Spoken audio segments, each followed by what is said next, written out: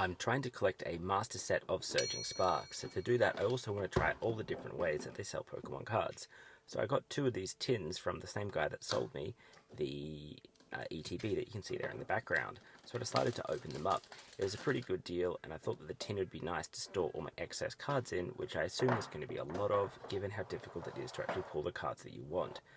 So it comes with a bunch of promo cards. It comes with one of those plastic coins that Pokemon seem to be obsessed with. None of these are part of Surging Sparks. None of them are really worth anything. Of course, it's always exciting to see a beautiful Pikachu, and they are nice looking cards with the beautiful holographic and texture, but even this Pikachu has no real value, and it's not that useful on the resale market. Yeah, you can get about 20 cents for it. Most importantly, it comes with sweet boosters, which is going to allow me to practice opening boosters on camera because I want to document this whole experience.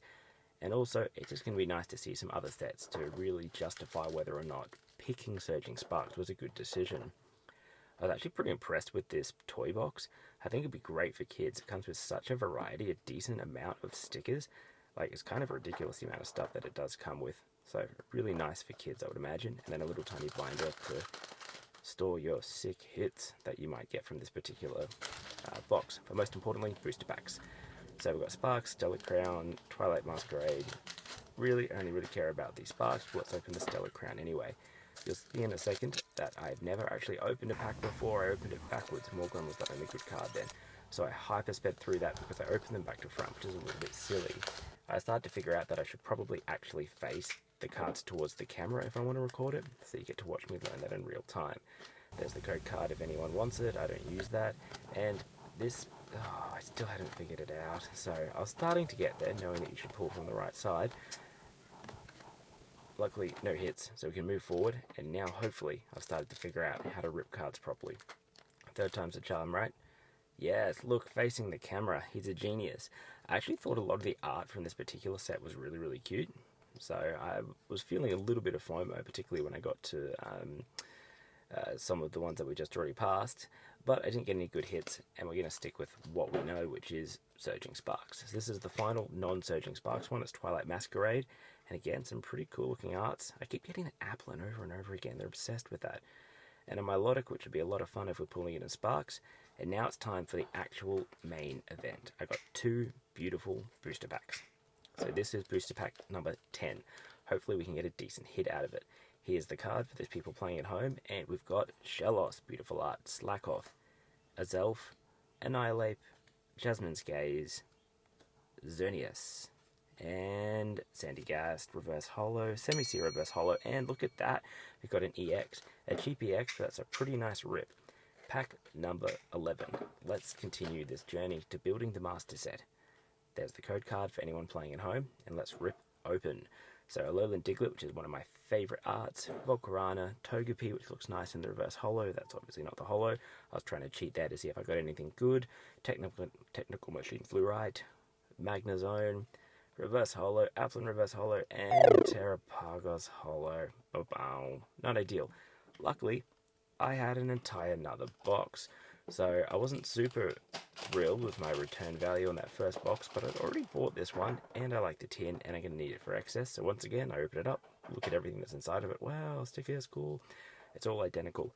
But here's where I got a little bit surprised and a little bit confused, because I finally got onto the beautiful booster packs. I saw my two sparkling Surging Sparks packs, flip it over, and I only got 5 packs. Luckily, I got both of the Surging Sparks ones, so I wasn't too bummed out about it.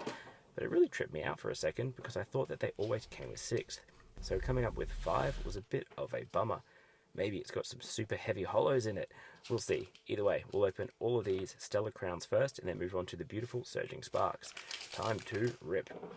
So again, I actually figured out how you open it now. Facing it away from the camera. Look at me go. Basically a genius YouTuber at this point. That was just being a bit silly, sorry. I actually really like the art in Stellar Crown. I'm feeling a little bit of FOMO for not collecting that one, but I really committed hard to Sparks. Ooh, Rapidash, Vikavolt, and in a second, Wooloo, very cute as well, Melmetal, and Galvantula EX. That was the first EX card that I'd seen. Really set out nicely, and I made sure I put it in a sleeve straight away. I decided to try and compete the Stellar Crown against the Surging Sparks, even though I really wanted the hits from the Surging Sparks.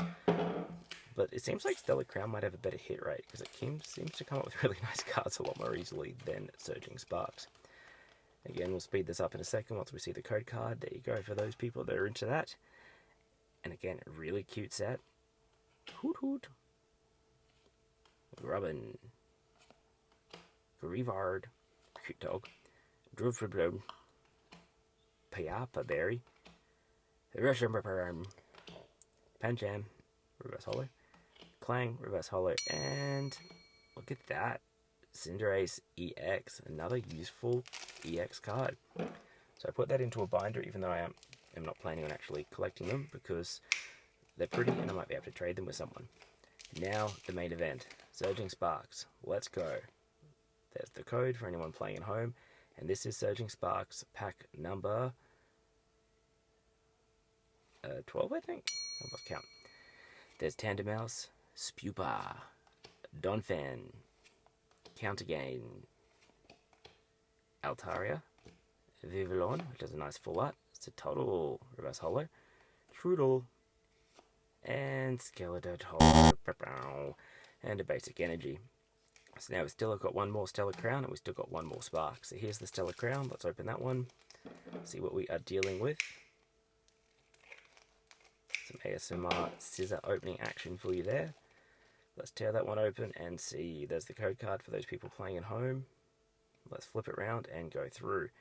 Glameow. Really cute cards again in Stellar Crown. Charger Bug. Hoot Hoot once again. Grubbin once again. Briar once again.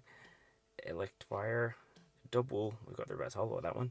Iron Boulder. Reverse holo. And Crispin. Reverse holo. And Melmetal holo. Basic energy. Alright, Surging Sparks, pack number 13. Let's go. Hopefully this is the one that starts the journey towards filling that binder and getting those rares, knocking them out of the park, and not having to chase them anymore. Mantine, Bronzong, Sandygast, incredibly common card. Dragon Elixir, Xerneas, still want the full art of that one. Passimian, and Scatterbug, that's our first reverse holo, and in the other spot it's Culpa Berry, and then Crabscar. Ha. Oh well, more to go.